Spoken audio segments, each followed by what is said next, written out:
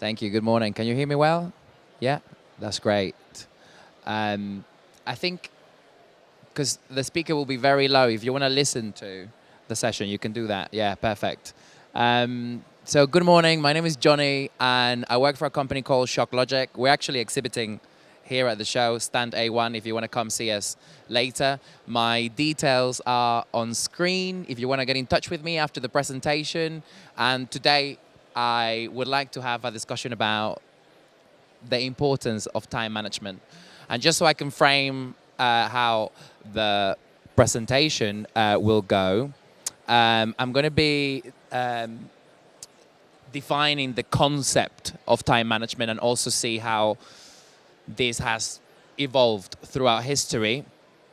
Subsequently, I will be looking at methodologies, both at the personal and team level, that are very relevant when we talk about time management. And then towards the end of the presentation, we'll be looking at apps and tools that I use on a daily basis to manage my time and my team's time more efficiently. How many of you have heard of Pareto's law? Can I see a show of hands? Great. So, in simple terms, Pareto's law tells us that, in order to get most of my return on the investment, I need to look at 20%. What is the 20% of the effort?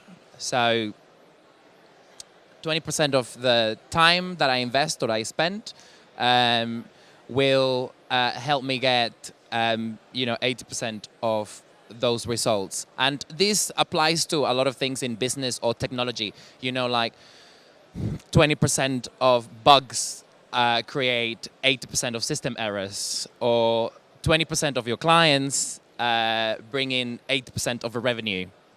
And it is very useful to look at this concept when we talk about time management, because it helps you prioritize what should come first. One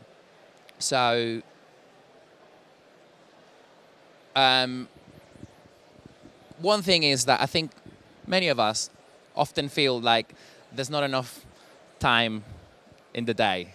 Do you feel that way? Yeah. Or you may find it difficult to choose between, what's urgent and what's important. So, all of us get the same 24 hours.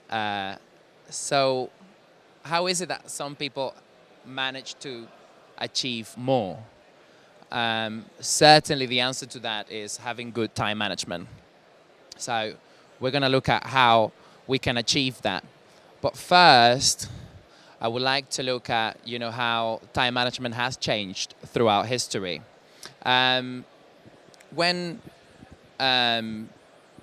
Before industrialization in the 19th century, people used to work very long hours, quite often 16 hours per day. So as long as the sun was out, you were expected to be grinding. In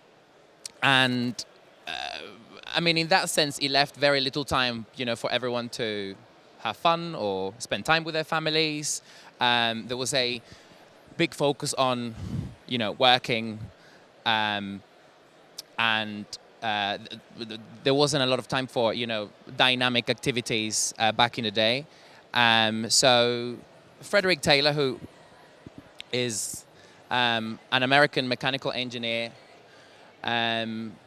decided to focus on how to improve productivity, for workers. So, especially back then in the manufacturing world, he wanted to make sure that workers were actually turning up at work on time, and he focused on the efficiency of individual workers, how to standardize work methods, how to automate a lot of the activities that we're doing out there, make sure that people are spending their time efficiently and therefore, getting better results in exchange. So in that sense, people had to learn how to live by the clock rather than by the sun, as we used to. And Taylor's methods became commonplace for everyone. We still practice his methodologies, his prescriptions, even still today. Um, so of course now the concept of time management has expanded to also cover our personal lives, not just what we do at work. And this is why we hear a lot about work-life balance and how to improve our general happiness. I mean, it is certain that we don't stop being the person that we are the minute we walk into the office. If we're going through issues at home, if we're going through issues in our personal lives, we will probably bring that with us to work. But of course, as our personal lives change, when we are younger um,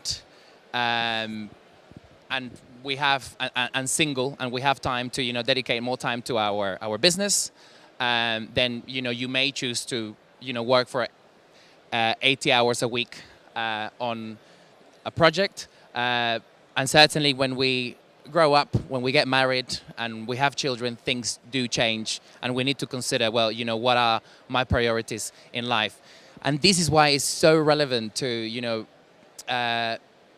acquire good time management skills early on in life.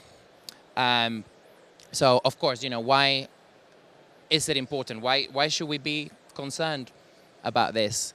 And good time management will allow us to identify ways to of course achieve our goals faster, also improve our productivity. What is it that I need to focus on first, but also minimize stress. And in that sense, I mean, Benjamin Franklin, he coined this quite rightly in his book, Advice to a Young Tradesman. He was saying, time is money. And I mean, this is correct. This is one of the first things we learn when we start out in our working life. And this is one of the key factors in the desire to manage time effectively. In present day business life, the time that we spend at work directly translates into the money that we earn. So time has become the capital of professionals. The more efficient we are with our time, the quicker we can get projects done. Time once lost is gone forever. And we need to be very choosy about how we spend our time. And as we say, if we are more efficient, it means we spend less time investing into specific tasks. It means we can earn more money. So there are a number of methodologies that have been introduced in order to develop our skills in time management and help us manage our time better generally. So I'm gonna be chatting about two things: the Eisenhower matrix and agile methodologies. Have you heard of the Eisenhower matrix? Can I see a show of hands if anyone has? Yeah, okay, some of you apply already, that's great. So there are 4 quadrants within the Eisenhower matrix: do, decide, delegate, and delete. So where does this come from? So it was all inspired by former US President Dwight Eisenhower. As a head of state, head of government, he had to choose between what's important and what's urgent. And he famously said, I have 2 kinds of problems: the urgent and the important. The urgent are not important, and the important are never urgent. Have some of you read Stephen Covey, 7 Habits of Highly Effective People? Yeah? Yeah? Okay, some of you, that's great. So I really recommend the book. He actually Covey based a lot of his theories and the book, the contents of the book, on Eisenhower's methodology. One of the habits he coined is put first things first. It means, doing the most important things in life. It means being clear about your priorities and acting on them. Um, so if we look at a real example of the Eisenhower matrix, so we have the 4 quadrants here. So in the first quadrant, the do quadrant, we have tasks that are urgent and important. So if I have to submit a proposal by tomorrow, or if I have to make sure that I respond to a client within 24 hours and it has to be me that does it, then this is the most important task for me to do that day. This is what I need to focus on. There is nothing more important. And probably if I don't complete these tasks, I will be missing out on opportunities. The second quadrant is the schedule quadrant, is where tasks are important, but they're not urgent.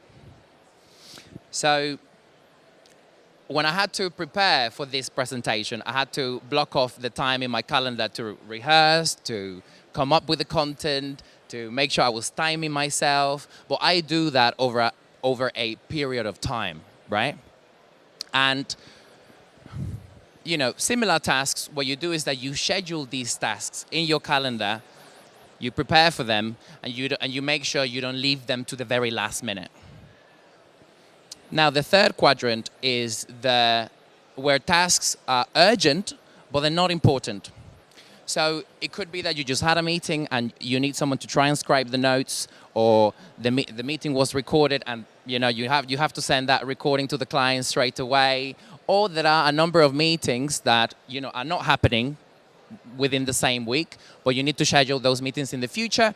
So often what I ask myself is, can this be delegated to anyone else? Because I need to focus on what's urgent, right?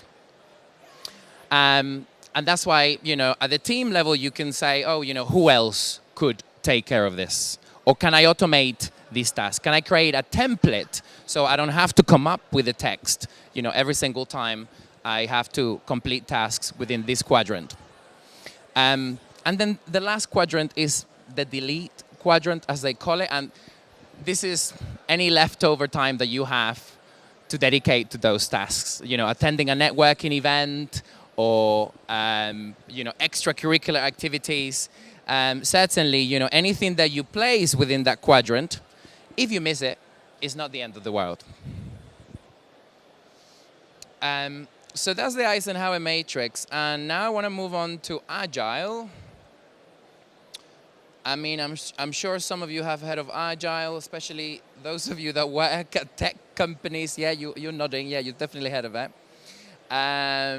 So Agile is especially relevant at the team level. So many tech companies implement Agile as the main process methodology they use to develop their products.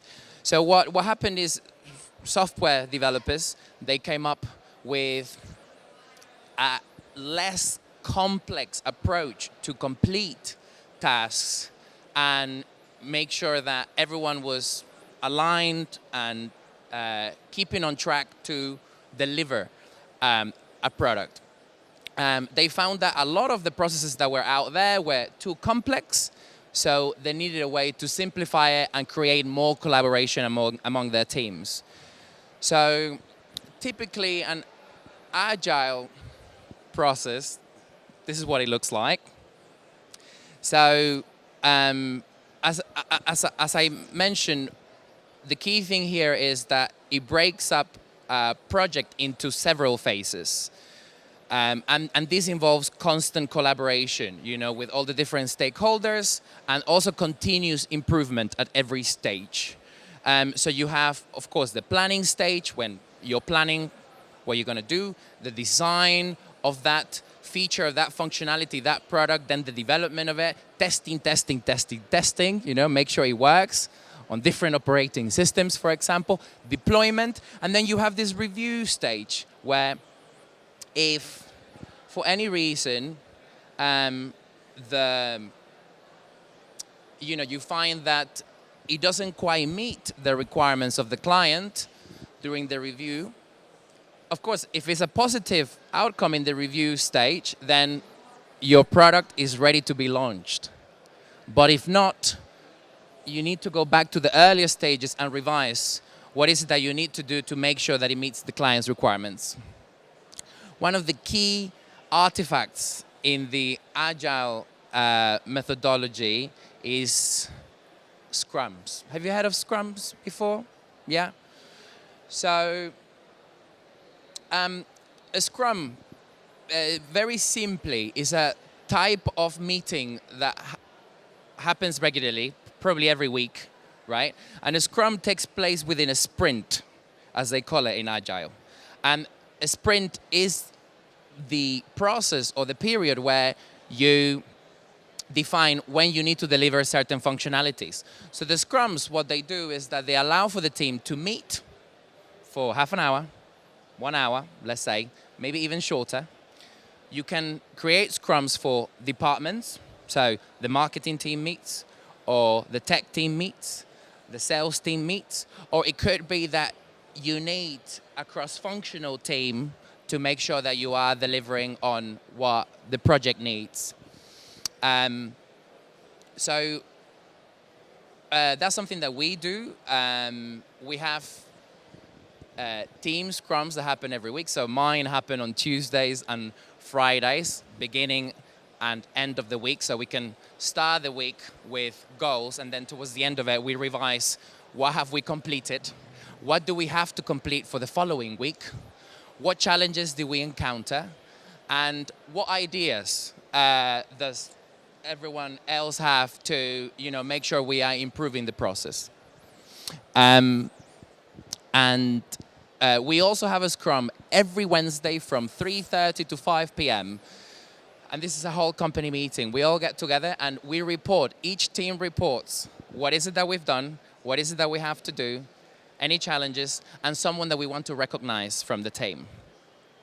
It's also a way to create company culture. So as well as, keeping us on our toes and making sure that we are meeting our targets, it's a way for all of us to get together. So this is an example of how scrums can be run. And now I want to look at what tools, what apps we can use in the process of becoming better at managing our time. So the first tool that I want to talk about is Toggle. Does anyone use Toggle here? Anyone? Toggle? No? So Toggle is a time tracker app, okay? So what it does is, by the way, it's free. It's completely free. And what we do is, in the morning, every single person in the company, they start the Toggle tracker, and you say, what is it that you're doing at that moment? So every task that you do during the day, you log into Toggle, and there are a number of reasons why we use it. We want to know how we're spending our time. So if it took me 4 hours to send a number of emails that were supposed to take 1 hour, I want to know why. I want to know why that is happening. At the team level, you also want to understand why are some people spending more time on certain tasks than others? How can we help them? And especially if you're working with clients and you're working with support hours, for example, or there is chargeable time that needs to be considered, especially if you're working on customization or similar things, then Toggle will allow you to add those chargeable hours to your timesheets. That way, at the end of the month, when finance is reviewing what needs to be invoiced, it will come up in the timesheets and the client will be charged. So it's a great way to also keep track of budgets. Make sure you're not burning through those budgets. And yeah, as I mentioned, timesheets can be exported. If you want to look at, what toggle would look like, so you have your main menu here. Then you have the timeline view. Over there you have, where you start and stop the timer, and then you have labels and different ways to categorize the different activities that you do during the day. If you didn't have time to log an activity right there and then, you can always complete it at the end of the day or the day after. I mean, it happens to all of us. I'm at an event. I didn't have time to complete my my timesheet while I was there. So that's Toggle. The next tool, Trello. I'm sure more people have heard of Trello. So I just want to mention Trello because, again, it's also web-based. It's a very visual tool, and it empowers individuals and teams to work, on any type of project or workflow. It's also free. You can plan and keep track of, many numerous tasks at the same time. You can delegate responsibilities, assign, certain aspects of the project to different people. You can set priorities and deadlines. When we are looking at Trello, so this is what a Trello board looks like. So that's a whole Trello board. And then the columns, they are lists. Those are lists, right? In each list, you have cards. And I will show you what a card looks like in a minute. But the good thing is that, for example, if you are following a workflow where you have tasks that are to be done, that are in progress, and that are completed, imagine those could be your lists. And that's how you can also keep track of the progress of the different tasks that you have happening within a project. Now, when we're looking at a card, so this is what Trello cards look like. So every single part of a task can be managed, tracked, and shared with different teammates. And each card, contains an entire ecosystem of checklists, due dates, deadlines, attachments, and also, different conversations. If someone wants to say, oh, I need a different asset, to complete the task, you can add the relevant team members to it, and you can have a whole conversation in it. When the deadline is coming up, it will notify you. It will send you an email as well. So it is great, for managing tasks in a team. The next tool I want to discuss is TechSmith Capture. So this is also free. So all of the tools I'm talking about are free. And TechSmith is great for capturing images on your screen, also screen recording. And I have to say, one of the great things about TechSmith for us is when we are talking to clients and they say, oh, something is not working quite well with this functionality, or they say, this is not working. We say, could you give me a little bit more detail? Or could you at least show me what is it that you mean? And so we train our clients on how to use the solution so they can give us very detailed feedback and we don't have to guess what is it that they mean. And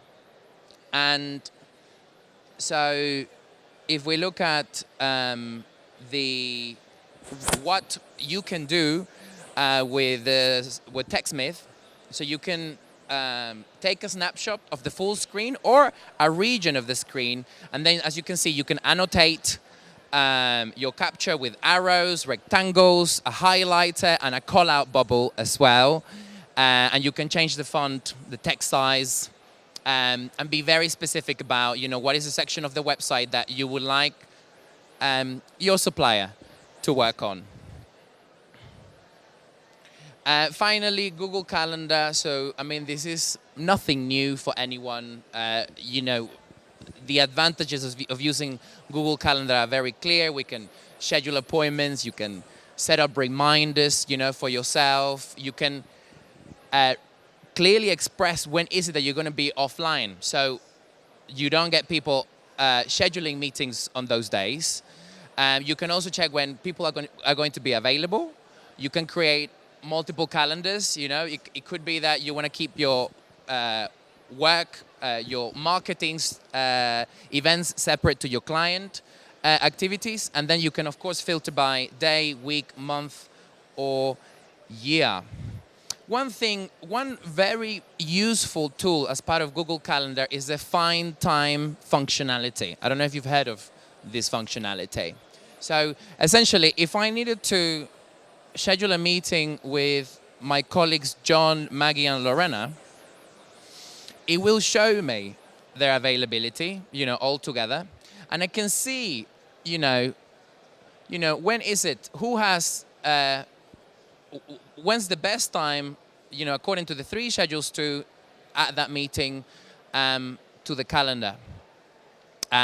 Just a very good way to, find availability when you are working with a lot of people. The good thing about Google Calendar when you're using it at the team level is that it will give you insights into,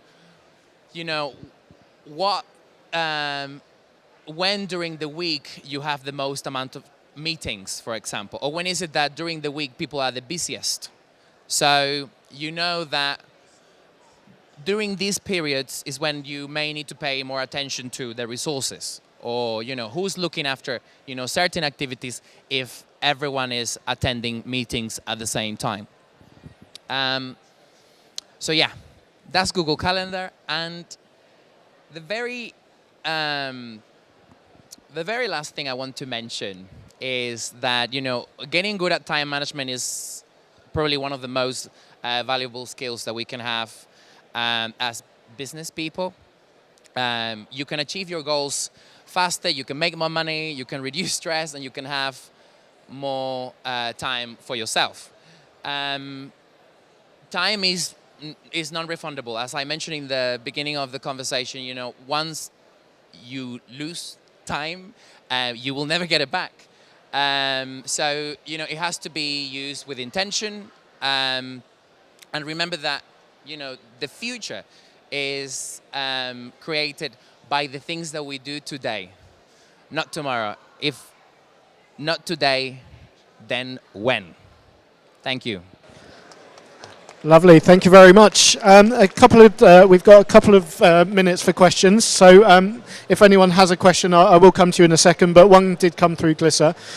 So in your experience of dealing and working with events people, what is the biggest thing that we waste our time doing?